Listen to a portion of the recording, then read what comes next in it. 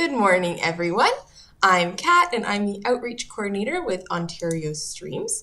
And today we have yet another Fish Friday. And this week we are talking about World Water Day, which was just this past Wednesday, March 22nd.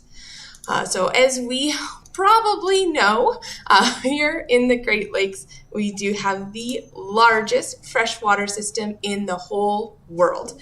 So we have a lot of water right here with us. And about 70% of the world is water. And here in the Great Lakes, we have 21% of the world's surface fresh water, just by volume. So that's a lot of water. By area, the Great Lakes cover 244,000 kilometers squared, making them slightly larger in area than the United Kingdom. By volume, we have 22,671 kilometers cubed. Again, a lot of water in here.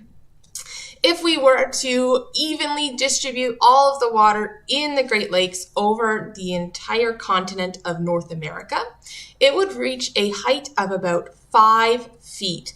So for me, I would be just about underwater, coming in at around 5'4". So just the little top piece of my head here would actually be above water.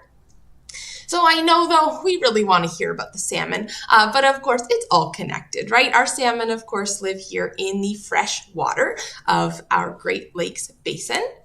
And here we've got, of course, most of our salmon that Ontario Streams works with, we release them into the Lake Ontario Basin, specifically the Humber River, even more specifically the Upper Humber River. And this fresh water for our salmon living here in the Great Lakes, they are what we call landlocked. So the salmon that used to live here in Lake Ontario that have been considered endangered for over 100 years, they never did a full migration out to the ocean. There, of course, we know lots of salmon on both of our coasts of Canada who do a migration and live in both freshwater and saltwater. So it's very unique that the salmon we used to have in Lake Ontario that we're trying to bring back live only in freshwater. The salmon that live on the coast, who live in freshwater, then saltwater, then freshwater again, we call them anadromous. And that's just how we describe the fact that they start in saltwater, then they start in freshwater, then go to saltwater, and then come back to freshwater. That is the same with a lot of other species that we have here too, right here in Canada. The opposite of anadromous is catadromous, different ways to say it. But that is when an animal starts their life in saltwater, then goes out to freshwater, and then returns back to saltwater. So lots of different ways that animals, specifically fish, can migrate between different kinds of water. The Great Lakes here, they were created back at the end of the last ice age, about 14,000 years ago. So a lot of North America would have been covered in ice. And as global temperatures began to rise, the ice and the glaciers started to move farther north. As they moved north, they carved out these huge areas here that later became the Great Lakes. As the glaciers melted, they added that fresh water into these systems. And that's what we have here today. As I mentioned before, though, the salmon that we are worried about, the Atlantic salmon, who we will see shortly in our live stream. I know you're excited to see them, but I just want to again touch on their migration here in the Great Lakes. So we do have this video here, which is from a website called River Runner, a very awesome platform where you can basically drop yourself anywhere on the earth and it shows you where the water is connected and how it will eventually take you out to the ocean. So here we have a little graphic here of us moving over the Humber River here in the Greater Toronto area. We started back where we would have released our Atlantic salmon eggs and moving slowly south into, of course, Lake Ontario. So again, we see that migration. It's not a very long migration, even though the Humber River and the watershed is the largest watershed we have here in the Greater Toronto Area. They're still not going as far as some of our coastal salmon would go. Those salmon might be going for hundreds of kilometers in their migration, which usually means that they end their life at that point. They do their migration, they reproduce, and that's the end of their life. However, very special with our Atlantic salmon, again, our landlocked population here, because their migration is much shorter, they are actually able to go back and forth and spawn multiple years. So they're able to really help build up their populations here locally. Now, for the moment we've been waiting for, our salmon update. So as we recall, 2 weeks ago on our salmon, they were still pretty small. We had just taken them out of those incubation trays, their little condos, to keep them safe from diseases spreading and sickness. And so we just released them out. So that's just your reminder of what they looked like before. And then here we go. Here's our update. They're getting quite a bit bigger. We can see already really unraveling. Their yolk sac, that built-in fridge, is fully absorbed now. So they're doing really well. I'm happy to see. Here we've got a little cuddle puddle video that we took earlier this week. They're all curled up together. At this stage, they're still so vulnerable, and in the wild, again, they would be hanging out in the gravel. They wouldn't be exploring too much at this point. So they're staying close together, camouflaged well in the substrate, so the bottom of our rivers, whether it's in the gravelly bits, little rocks, and they're hiding out there and getting very comfortable. But in the next few weeks, we do expect them to start exploring a little bit more, checking things out. And even this past week, we did have somebody start to explore a little higher up in our hatchery.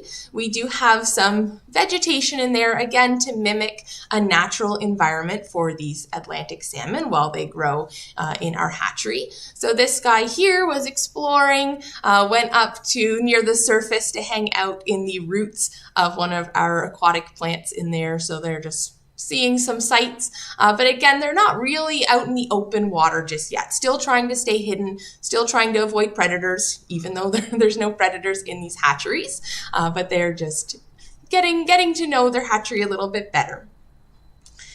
Now, I do want to return back to our freshwater and how important it is to protect it. We do have so many living things, all living things, who require water to survive. And because we're so fortunate to have this huge system of fresh water right here in the Great Lakes, we want to think about how these are being impacted by humans. So there are many threats that our Great Lakes and freshwater as a whole are facing. One of those would be climate change, which we know lots about. So we're seeing those extreme weather events, which can have impacts on our water systems, whether we're going from extreme drought, where we're having very high temperatures and our water is getting evaporated and not returning as quickly into our freshwater systems. So we sometimes see areas, especially with thinking about breeding ponds for our salamanders and other amphibians, that are drying up before the amphibians can find them and use them. On the other hand, of course, we have these extreme rain events and precipitation events where we might be seeing a lot of rain, and it's more than a lot of our current human infrastructure can handle, and therefore it's overflowing and causing big impacts on our natural infrastructure as well. So it's just something to consider, that we don't know all of the ways that climate change is going to impact, but we know that for the most part we need to start acting now to make sure that these impacts are well managed. Another big threat to our Great Lakes is eutrophication, which is just something that happens. It's a lot of algae that happens after there's a big amount of nutrients entering into our local freshwater systems. And these nutrients are often coming from agricultural runoff. And what happens is we are using lots of fertilizers on our crops, and that is, of course, good to help make sure our crops grow nice and healthy. But unfortunately, again, after rain events, we see a lot of these nutrients, these fertilizers, run off our farm fields and into our local bodies of water, where they offer lots of nutrients for our algae that live in the water. And what happens is these algae, they end up covering our aquatic systems, which is not very good for any plants or life underneath the water. It's now very dark, and the other native plants in the area can't grow as easily. Not to say that algae is non-native, but our other aquatic vegetation is no longer getting the sunlight it needs. And it's also causing issues with nutrient imbalance and oxygen levels as well. So one thing we can do is, if we are ever using fertilizer in our gardens or on farm fields, we want to be considerate of how much we use and really be careful thinking about checking the weather and making sure that we're avoiding putting all this fertilizer on only for it to all wash right off. Our cities, though, they can also lead to impacts on our local environment, especially in the Great Lakes. We've got huge cities that have started and have continued to grow all along the Great Lakes. And back in the day, it used to be very important to build settlements along waterways. That's a main way of transportation, a main food source, main water source, of course. And so our cities all around the Great Lakes, we've got some very big ones, and that means a lot of humans living in one area. And often with a lot of humans, we see a lot of development and the loss of our natural habitats. We often see a lot of pollution and litter as well, again, leading to decreased water quality. And something else that we see here in our Great Lakes are invasive species. These are animals, living things that have come from somewhere else in the world, and now they are here causing problems to our native wildlife and native living things.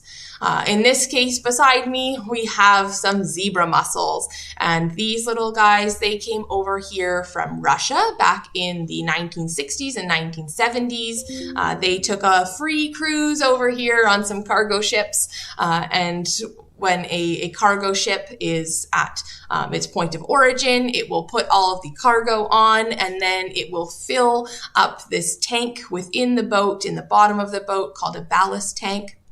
And basically this helps with balancing the boat. You've got all this heavy cargo on top, so they need it to be a little heavier under the water as well so that the boat doesn't tip over. When they fill the water, they just take it from the local waterways where the boat is.